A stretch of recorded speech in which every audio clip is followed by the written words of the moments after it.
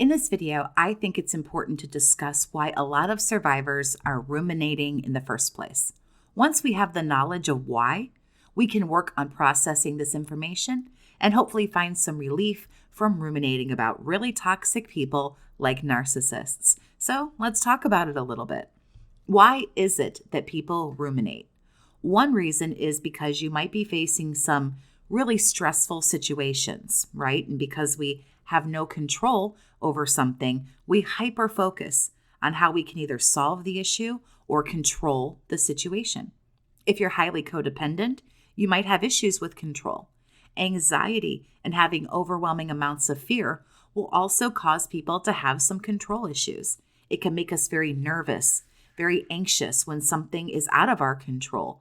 And I also think the older we get, we realize we have less and less control over things in our lives. So we can ruminate and get stuck on how to gain control over something or someone who is very clearly out of control, like a narcissist. Another reason people are prone to ruminate is if you have a history of trauma. It doesn't matter what kind, emotional, mental, whatever the case is. I believe the most common reason that people ruminate and have these really intrusive, obsessive thoughts, especially when it comes to dealing with someone so toxic and narcissistic, is because they're trying to gain some insight into why this person is acting this way or why a person acts so narcissistic in general. Because, let's think about it. We have such limited information, right? Narcissists are absolutely not communicative at all. They refuse to communicate. They ghost you. They give you a silent treatment. They discard you with no warning. When they are talking to you, they're pathological liars. So you never know what's true and what isn't. And that's when they're not too busy gaslighting you, causing you to lose your grip on reality. So now even more, you have no idea what's real, what's true, and what isn't. How could you not try to think about some of these scenarios and situations ad nauseum to try to gain closure and insight on some of this information? You might have all of these different questions. What could you have done differently in the relationship? Are you the bad guy or girl, respectively? Could this have been different? Well, what's so great about this new person? Why am I being treated so badly? Or why was I treated so badly? Maybe I shouldn't have done A, B, C, X, Y, Z. Maybe I shouldn't have said 1, 2, 3, and so on. All of these certain situations and scenarios might be swirling around, and we're desperately looking for information and how to solve these problems and answer these questions. When we get stuck in ruminating, as we all know, I'm sure, that can really snowball and get completely out of control. And then we can't stop ruminating. It can be a never-ending circle that is incredibly difficult to interrupt. So what I want to do is go over some of the ways that you can absolutely break the cycle when you're kind of in the thick of it and you can't stop ruminating. Number 1, constructive, compassionate criticism. And this is a phrase that I've come up with over the last 4 years that I think can be really helpful when we're identifying that we do ruminate and maybe we are having obsessive thoughts about certain things. The problem is we can be really negative on ourselves and these situations when we ruminate. Victims of abuse, highly empathic people, codependent people are all more likely to blame themselves over another person. They will blame themselves, as I'm sure you do, like I do. We're always the cause of everything wrong. Everything at the end has to be all of our fault. So we can focus in on this. And that might be where some of your ruminating questions are coming from. Did I do something wrong? Why couldn't I fix this? Why did this fail? What's wrong with me? Maybe I am crazy. Maybe I do need help. Why did they cheat on me? Why were they mean to me? Am I not good enough? Why did I get all of this abuse that I didn't deserve? So on and so forth. And when we use CCC, we take each thought as it comes. Let's take the examples that I gave just a moment ago. Did I do something wrong? We'll start with that. You can think to yourself, sit down and make this a little bit constructive. Instead of hyper-focusing on did you do something wrong, get to the answer here. What did you do to this person? To the point where they just left and they couldn't have a conversation. They don't want anything to do with you. We can be constructive and give ourselves some answers. Okay, so let's try to sort this one out. Did you do something wrong? for this person to treat you like garbage and ghost you and leave and do all these terrible things. Let's say you did do something wrong. Nobody's perfect. Nobody's flawless. Everybody has their own faults. Did this person come to you like an adult and let you know that you did something that they don't like? Did you have a real conversation about it? Not a yelling, screaming match, not something that ended maybe in a worse way than that, perhaps even physically. Was there a solution? Did you get to voice your opinions and thoughts? Were there any apologies from either side? Were you really so awful that you deserved to be left in the way that you were? No, probably not. You may very well have done something that they didn't like. It's actually not hard to do something that an overly controlling, manipulative narcissist doesn't like. But I bet it was a fight or an argument. No answer was found. They probably didn't communicate. They gave you a nice silent treatment. So now you have to sit and question what you did wrong. But the thing is you don't know. Maybe you actually didn't do anything wrong. Maybe you weren't actually wrong. Remember, demanding that somebody be an adult, communicate effectively, be faithful, and so on doesn't make you wrong. It doesn't make your standards too high. It doesn't make you too much or over the top or too extra or some kind of nag. But somebody narcissistic will convince you that your reasonable requests, standards, and boundaries are bullshit. So what did you do wrong? Really stop and think about that. True, you may have done something. These people are very easily offendable. I'm sure if you would have known, if there would have been a conversation, I'm sure you would have apologized. And this is the process. This was just a quick, probably not very good example, but this is the process that you can go through. We can go into another one. Well, why did they cheat? What's so wrong with me that now they need somebody else? Or why do they need all of these different people? Well, who said there's something wrong with you? Maybe they just did what they wanted to do. Maybe this is what they wanted and needed. Maybe this was their ego boost. Perhaps this is a question for the narcissist, not for you to sit here and dwell on. Maybe this is a question for the whiny little brat with their low self-esteem who needs attention and needs to cheat. So when we use constructive, compassionate criticism, we are compassionate towards ourselves without making ourselves sound perfect or flawless because we know we're not.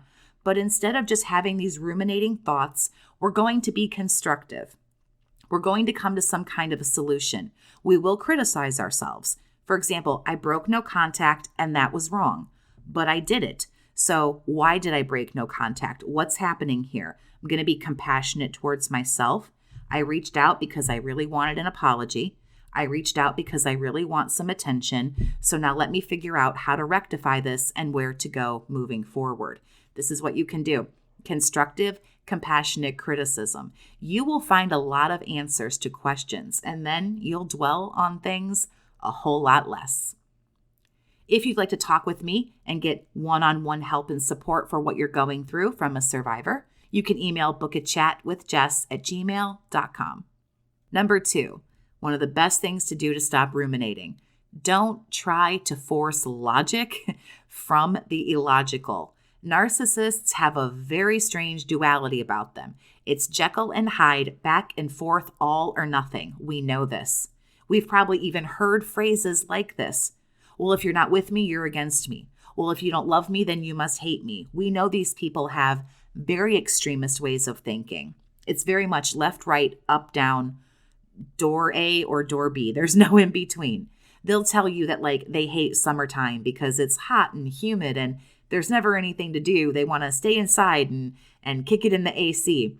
And in the next breath, they'll tell you how much they love the beach and going on a boat and water, wind, and waves because you mentioned a really sweet vacay that they might be able to take advantage of. These people flip-flop. They're chameleons. They have no personality of their own. They're leeching off of whoever they're getting supply from for their personality and their loves and hates and hobbies. You will not find logic here.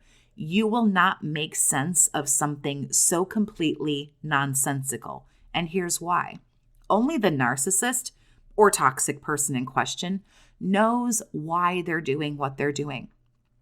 They leave and find other people and do all this other bullshit that they do because they truly feel in their brain this is the best move for them to make in that moment. They're very transparent, they're very transactional, and they will always move where they think the best source is. They're leeches, they're vampires, they're parasites. When the host doesn't seem to be serving the purpose, it is simply on to a new host, and it's nothing personal. A narcissist puts themselves first. Now, empaths typically do this last, and therefore, with being polar opposites, the actions of a narcissist are never going to make sense. Please don't get your PhD in this kind of garbage to try to figure out that we're wired differently. There's different dysfunctions happening in everyone's brain. Don't force logical explanations from someone so impulsive, immature, and illogical. Number 3, discover the when and change it. A lot of times we ruminate during certain parts of the day, certain seasons or certain months, maybe the month of their birthday, maybe your old anniversary date, maybe early in the morning before you go to work. It's sometimes very helpful to take a note of when you find yourself really having all of these thoughts. And it's probably when you have nothing else to focus on. Maybe you take a break at work and boom, your mind is flooded.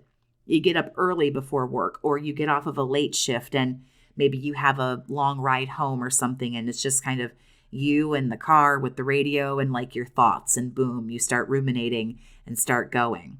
There are things that we can do for that. We can use distractions, passion, and purpose.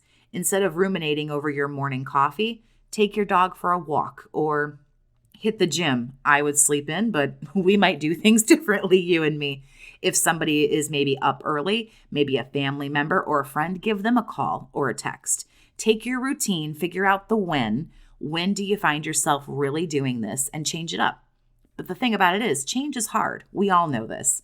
Not just for narky people, but for more well-adjusted people as well. But change will actually make you focus on the change and not the narcissist or those thoughts that you're having. You'll be too focused on, oh, okay, I have to go take the dog for a walk, or I'm going to stop and do this, or, oh, I'll call this person, I'll ask them about ABCXYZ, and you'll go on from there. Number 4, please stop being unrealistic. If you find yourself going back to what you did wrong, what did they do wrong? What could you have done differently? What could you have done to make this work? Knock that shit off.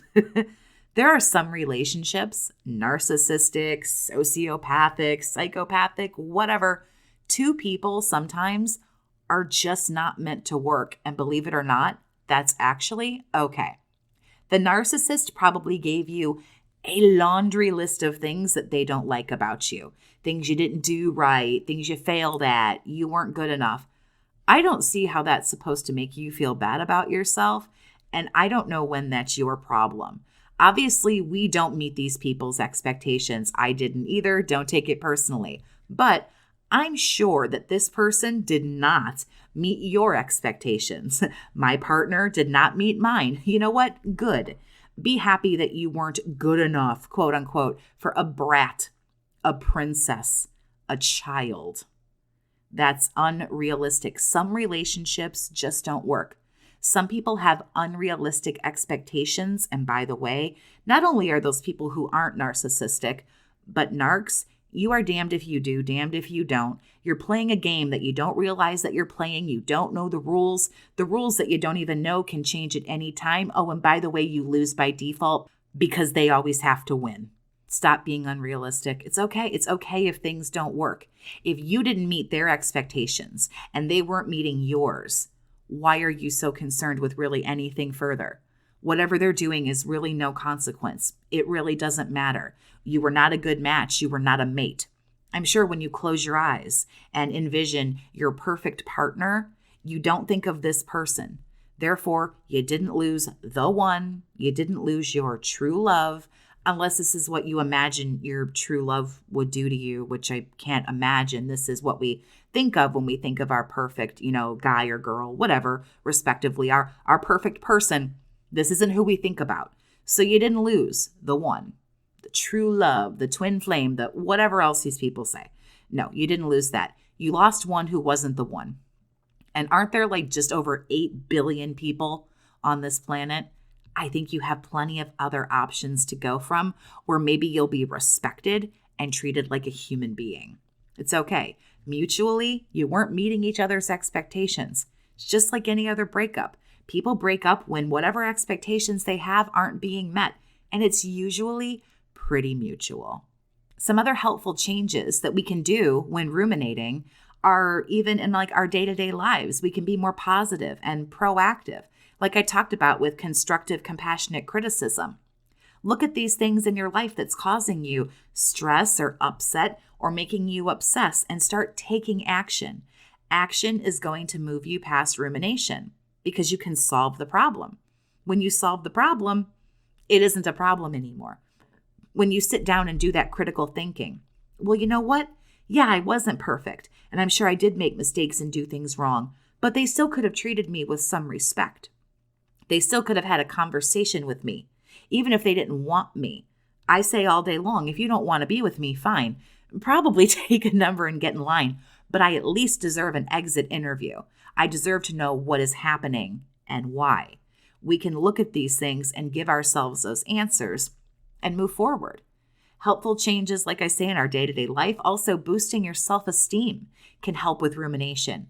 A lot of our thoughts that are really intrusive are about how we aren't good at anything, or we're not worthy of anything, or really depressing, negative, oh, well, I guess that's just the way it is. But making ourselves feel better and boosting our self-esteem can really alleviate those stressors, those negative thoughts, and allow us to ruminate so much less. Share your tips if you have any on how to move on from ruminating or anything else that you want to share. Feel free to do all that down in the comments. Thank you so much for listening. Please subscribe for more videos each week on narcissism, narcissistic abuse, how you heal, and how you move on. Have a great day, survivor, and take care of yourself.